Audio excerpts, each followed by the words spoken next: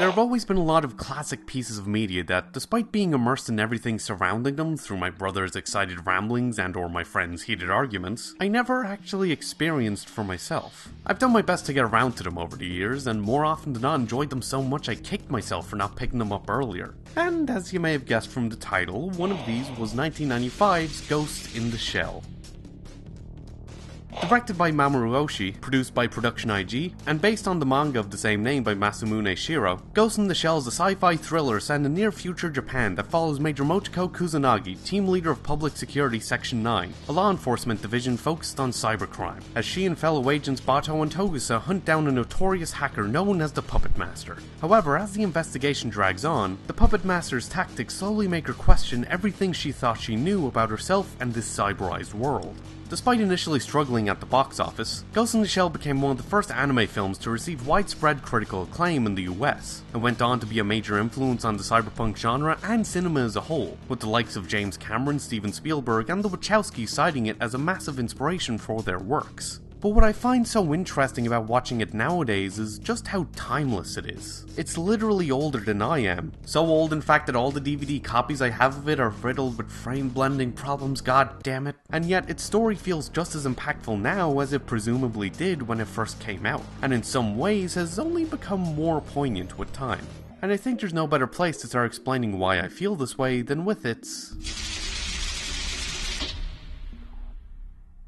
I love the design of Ghost in the Shell's world. It's the exact kind of cluttered cyberpunk bullshit I adore, filled with rough, textured environments and detailed background art that makes its metropolis feel well and truly lived in. Background characters are animated as if in the middle of their own journey through this sprawling cityscape, from merchants and vendors hawking their goods in the market as older folks inspect their quality, to the businessmen hurrying through crowds as if late to a meeting they know they've already missed, to the kids waddling to school on a rainy day. There's so much more going on here that we're only getting a glimpse of, and it's all wrapped up in a dense, contemplative atmosphere that takes its time to wander through those details. Though there's plenty of gore, gunfire, and nudity to go around, those moments are few and far between, feeling more like quick bursts of tension meant to heighten that slow and almost somber tone through contrast. Even its action scenes feel less like outright fights and more like mind games, as each combatant focuses on slowly outwitting the other rather than completely kicking the shit out of them.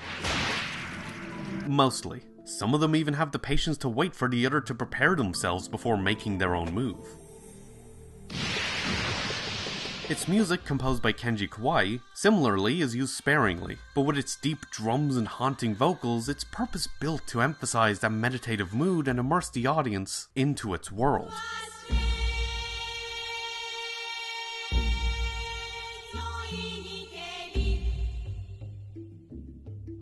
It's the kind of setting and atmosphere I just love to get lost in.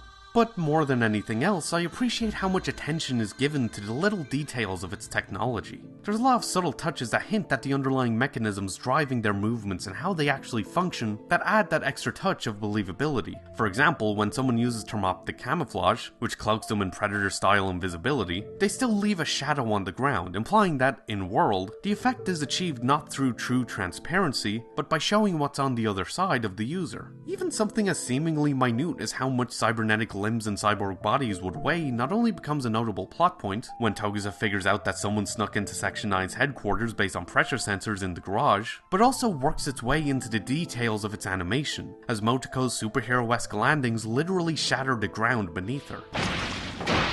There are a lot of small considerations given to this world's sci-fi tech that goes a long way in making it feel fully realized, but also shows the respect the staff had for its technological focus. And this extends into the production itself, which made extensive use of digital techniques and workflows. Animation cells and painted backgrounds were scanned into computers so they could be more easily combined with CG effects, like 3D objects and environments, filters for cyber-eye perspective shots, or even stuff as subtle as warping background layers to give them an added sense of depth, and was edited using the Avid system, whose non-linear approach gave the staff more versatility in production. Oshii has commented that the application of 3D CG in an animated movie dealing with cyberpunk themes was, in many aspects, a natural result derived from a logical necessity if you consider the technique, i.e. animation, and the genre. but he was still taken aback by it all, as, for the first time in my career, I was dealing with something that existed only as data within a machine. There was no trace of the 3D parts in the rushes I was checking. In a way, I felt shocked, but at the same time, I understood that it was the prelude of what my job as a filmmaker was going to be.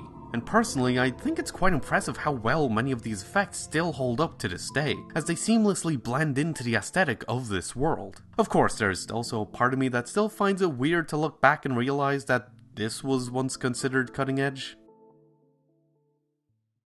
Holy fuck!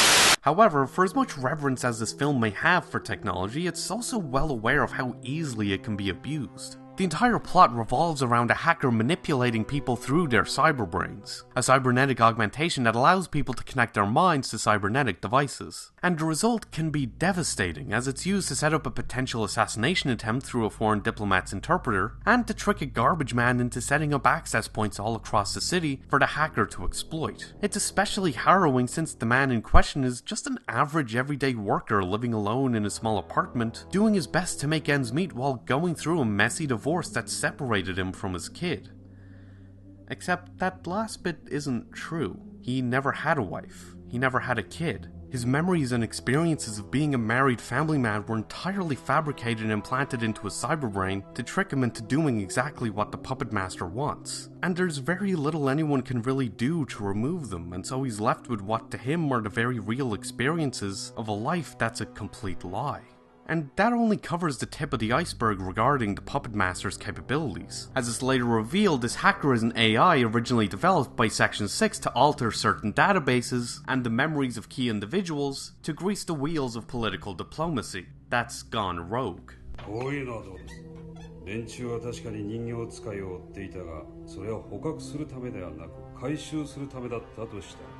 It doesn't shy away from the fact that this futuristic tech can easily be misused, and with the growing concerns about misinformation campaigns by certain political parties spreading so easily across digital platforms like social media in real life, some of those specifics have become surprisingly relevant. It acknowledges that many of the possibilities presented by such advanced technology are not good, and in some cases could very easily be used to reinforce or exacerbate issues that already dominate society. This problem is brought into clear focus by the very design of its setting. Though set in the fictional Newport City, the staff behind the film based its look and feel on Hong Kong, taking influence from its many modern high-rises, and especially what was once known as Kowloon Walled City, a densely populated section of the Kowloon region that, before being demolished, was rife with crime and poverty. According to Hiromasa Ogura, the film's art director, the story of Ghost in the Shell goes from this deteriorating urban landscape towards these high-rise buildings, so we had that in mind based on what we saw in Hong Kong. When we made the film, Tokyo didn't have so many high-rises at all. That didn't exist back then, but if you went to Hong Kong,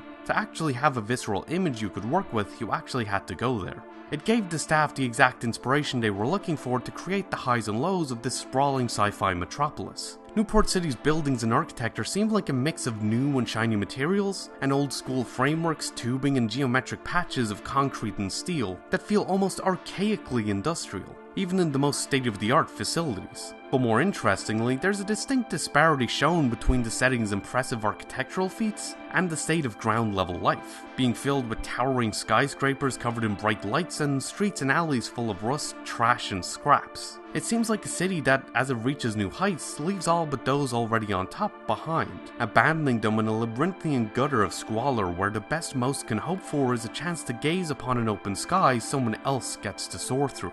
It's the archetypal cyberpunk setting, one defined by the intense contrast between its high tech and low life. And yet, most people living there don't seem to notice, or even care. The initial shock and awe of it all has faded away, to the point that outside of the occasional curious glance, most don't even give a second thought to the big man with robot eyes wandering through the market, or even to something as sci-fi sounding as, say...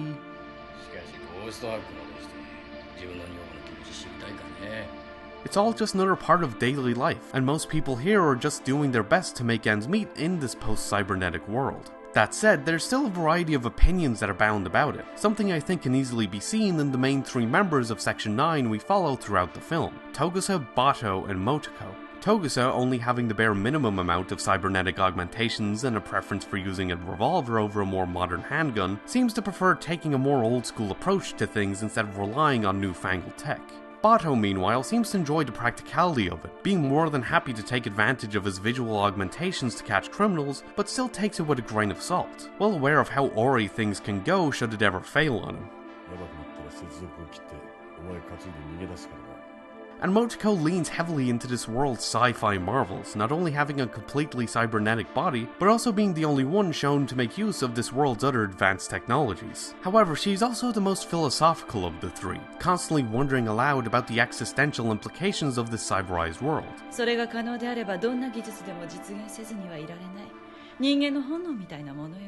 They each have their own distinct perspectives, and the discrepancies between which reveal the nuances of this setting, such as when Togusa doesn't fully understand the significance of a shell seeming to have signs of a ghost, until Batou explains,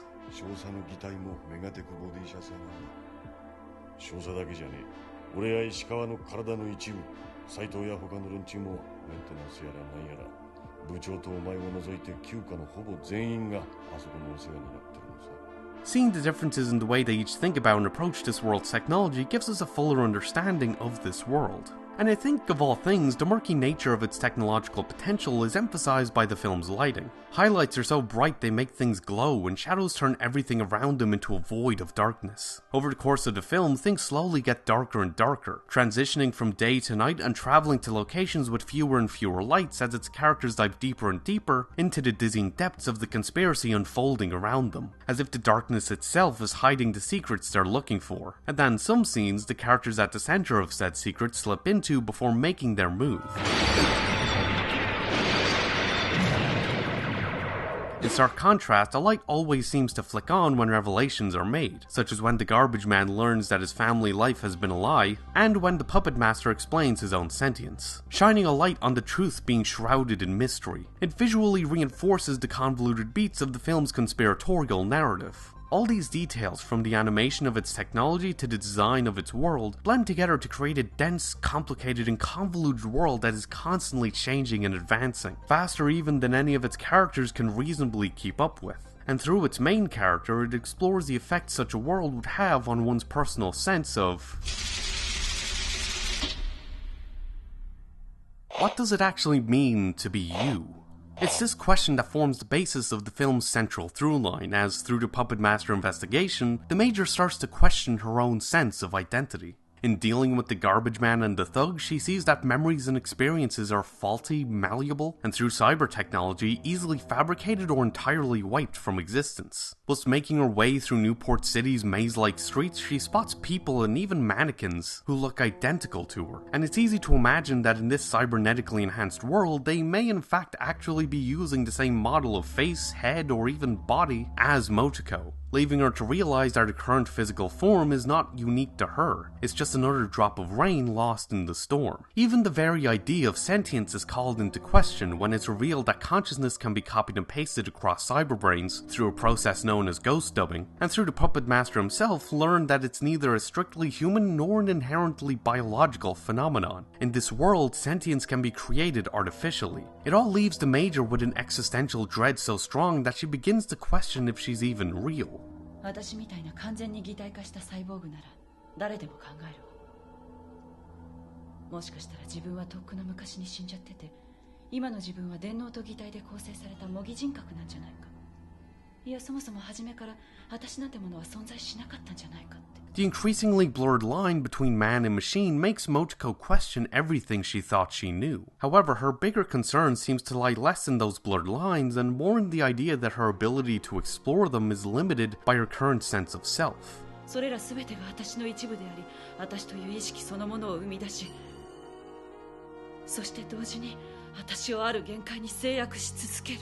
This idea is emphasized by the situation around her. She's stuck in a cyborg body that ultimately gives out on her when she tries to push, or I guess more accurately, pull it beyond what it's capable of. She's stuck underneath the looming weight of the city around her, constantly framed beneath its grand, sprawling skyline, visually constrained by the architecture she has to call home. And even when she does her best to work around it, hopping onto rooftops to get a better view of the city's labyrinthian streets, or leaving the city entirely to go scuba diving, it's something she isn't able to get get away from for long. She's stuck working with a department that prides itself on doing the dirty work no one else will, and that's considered nothing more than a valuable asset for the government. And being its team leader, she embodies that ideal, being an exceptionally capable and brutal agent. But at the same time, she worries that at the end of the day, that's all anyone may see her as. That she'd be no different than the interpreter and the garbage man and the thug, who all got hacked to further the puppet master's cause. That she's just a tool to be used by someone else. It doesn't help that technically her cybernetic body already is. 確かに退職する権利は認められてるわ。この擬態と記憶の一部を The way in which the film depicts Motoko's relationship and reactions to her physical, environmental, and professional situations feels like it points to the idea that she's afraid that she's being restricted from exploring what the sci-fi world's technological implications for identity present to her. She's afraid that, in many ways, she's trapped by the way she and others understand her. The Puppet Master is a perfect embodiment of these worries. As mentioned before, the Puppet Master is a hyper-advanced self-aware AI that was originally developed by Section 6 for political manipulation. When the Puppet Master developed that self-awareness, he realized his designers would mistake his sentience for a bug and try to remove it, and so looked for a way to get out of their control. But instead, they lured him behind a firewall, where his only option was to transfer his data into a cybernetic body to escape, leaving him in an even more vulnerable state as he is now trapped in a physical form that, should it be destroyed, would effectively kill him. However, Section 6 is determined to take him back, and when he ends up making his way to Section 9, they stage an attack to capture his remaining physical form so they can take him back and continue to use him for what he is originally designed for. The Puppet Master situation represents everything the Major is afraid of, ending up as nothing more than a tool trapped in a situation she can't get out of. 最後に一つだけ。私を選んだ理由は。私たちは似た者同士だ。まるで鏡を挟んで向き合う実体と虚像のように。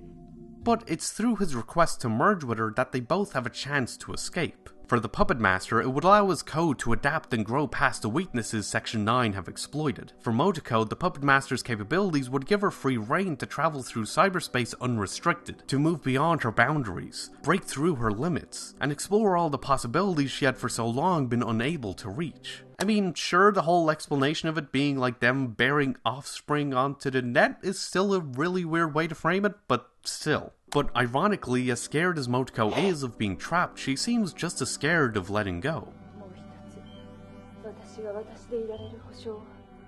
She wants to have some kind of guarantee that she'll still be able to be her after merging, that she won't lose herself in the process. As much as she wants to break free of her current bond, she's also scared of letting go of what she thinks makes her, her.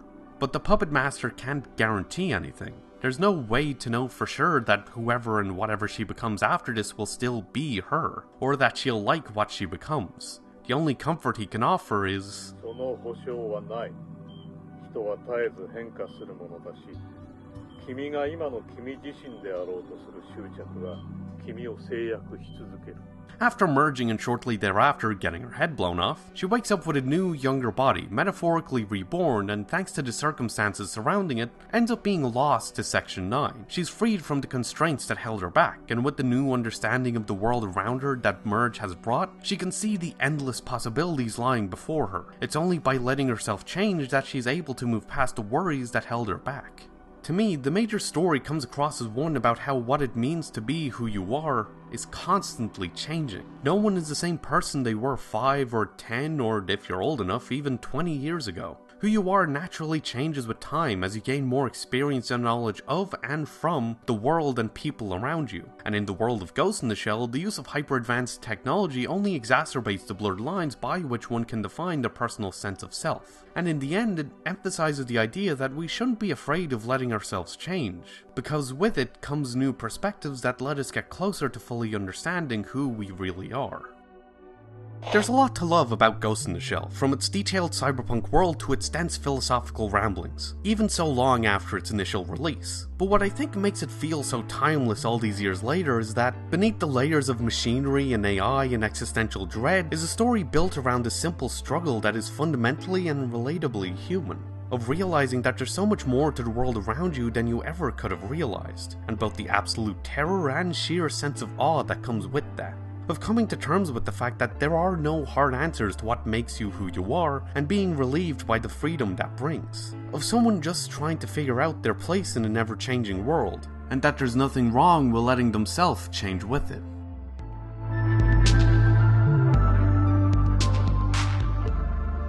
And yeah, those are my thoughts. This was an interesting one to get through, both because it was a bit of a last-minute decision to make, and the fact that I got sick halfway through making it, which I think you can still kind of hear throughout the thing, so sorry if that, puts you off. But that also really knocked me off course and left me scrambling to get it done by when I wanted to get it done, which was only made more stressful by the fact that a trailer dropped for the new Git series, so I thought soonish would probably be a really good time to get it done by, and god, it was a lot. Sure hope this doesn't become an omen for how my 2020 is gonna end up going, but it was still fun to make. Got to very poorly try out some new editing workflows and rejig the way I section things. Also, Ghost in the Shell is one of my favorite anime, animated, and overall movies, so it was a great excuse to just dive back into it. I'm even tempted to try and cover some more Git stuff in the future, maybe even try and remake that old video I did on Innocence, but that won't be for quite a while, so. Anyway, let me know what you think, if you agree, disagree, how you feel about Ghost in the Shell, if you are fans of cyberpunk, etc., and thanks for watching. If you enjoyed this and want to see more, then check out my last video, where I talk about all the fascinating details of Spider-Man Into the Spider-Verse's animation and art direction. Or watch me ramble about my top things of fall 2019. And don't forget to like, comment, share, and of course, subscribe to come fly with me. Hit the bell to stay notified, follow me on Twitter for more updates, ramblings, and poor attempts at humor,